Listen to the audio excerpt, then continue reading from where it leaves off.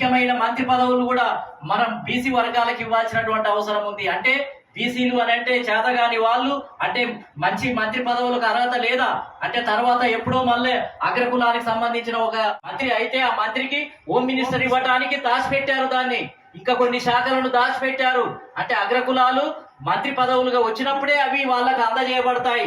అంటే బీసీలు, ఎస్సీలు, ఎస్టీలు ఎవరు వచ్చినా, ముస్లింలు ఎవరు వచ్చినా వాళ్ళకు ముఖ్యమైన శాఖలు ఇవ్వరు. పనికిరాని శాఖలే, అన్ని సంక్షేమ శాఖలే, శిశు సంక్షేమ శాఖ, పశు సంక్షేమ శాఖ, సామాజిక సంక్షేమ శాఖ, బీసీ సంక్షేమ శాఖ, ఎస్సీ సంక్షేమ శాఖ. ఏంటిది ఇది? ఏ రకంగా ఇది అవమానమే కదా. కాబట్టి ఇది ఈ అవమానానికి వ్యతిరేకంగా, అవమానానికి గురవుతున్నటువంటి జాతులు, కులాలు తిరుగుబాటు చేయాల్సినటువంటి సమయం ఆసన్నమైంది. దానికోసం రాష్ట్రమంతా కూడా ఇవాళ బీసీలు, ఎస్సీలు, ఎస్టీలు అందరం కూడా ఏకమై ఈ రాష్ట్రంలో ఒక కొత్త విప్లవాన్ని తీసుకురావడానికి, సమాజాన్ని నిర్మించడానికి, రాజకీయ సమానత్వాన్ని, క్యాస్ట్ సోషలిజాన్ని తీసుకురావడానికి ఈ రోజు మనం నడుము